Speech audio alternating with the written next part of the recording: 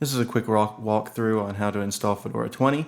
Here on the screen you can see that I've already booted into the NetBoot ISO. I choose the NetBoot ISO because it's small, and I'm going to install what I consider to be the server installation for Fedora, which is a fairly minimal install, and it doesn't need all the packages that come in the big DVD ISO.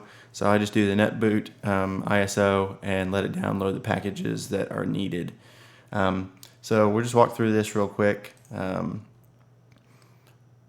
Here you can see this is the Anaconda installer, and there are a number of, these are called installation spokes. The idea here is this is not a linear installer like you might have seen in Debian or Windows or anything else.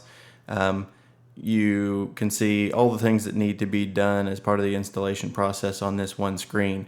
I'm not sure if I like it or not, but this is the way it's done. The things that need attention have the exclamation points, but you probably want to go through each of these individually anyway to ensure that they're set properly for you.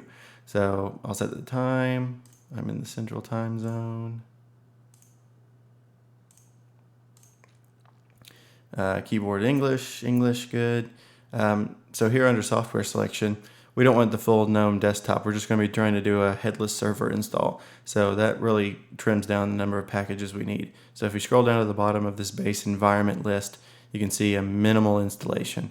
And then I also like to install the standard set of common utilities, just because the minimal install really is very minimal, and some of the utilities that you'd expect to be there are not there, but with the standard package they are.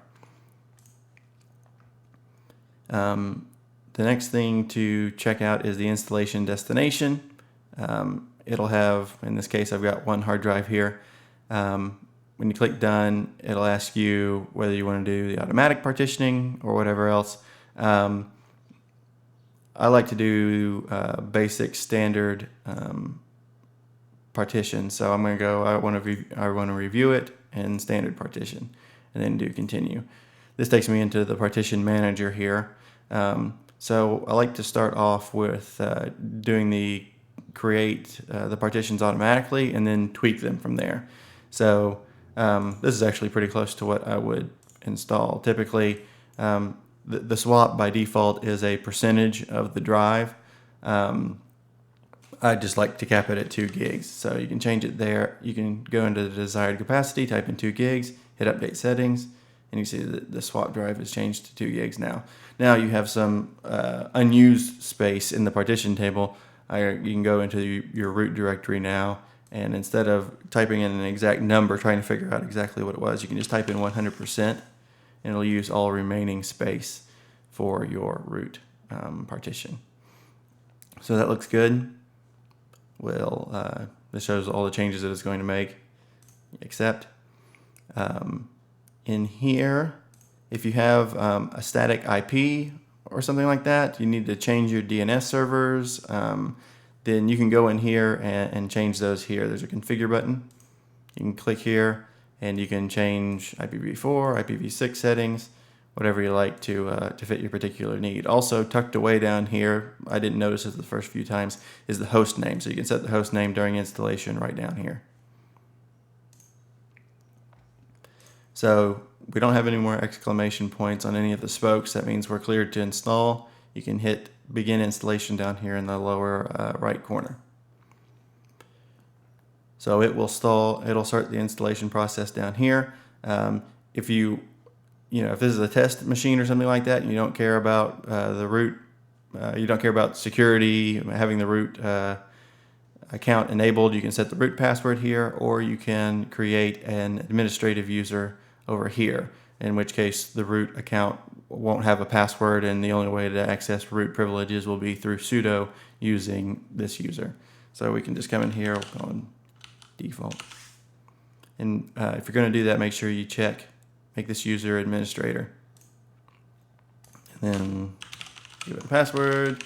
This one will be really weak since it's the demo. Now, when you hit done here, this was pretty confusing at first here. I hit done, it didn't do anything. Well, in this case, my passwords don't match. Any error messages actually appear at the very bottom of the screen. So if you're clicking a button and it's not doing what you expect, check the bottom of the screen for any error messages.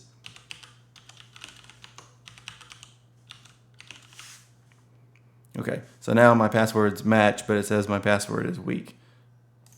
So if I hit done, it actually comes up with an error message saying you provide a weak password. Press done again to use it anyway. So hit done again. And you'll see the progress bar down here at the bottom is going to install all the packages, and it'll just go and go and go. At the end, there'll be a reboot button right here. Just click that and you'll reboot into your new Fedora installation. Now, obviously we didn't install a graphical environment, so it will come up to the console, which in my case is what I want. But this is a way to install Fedora in kind of a server configuration analogous to the Ubuntu server installation or whatever. Hope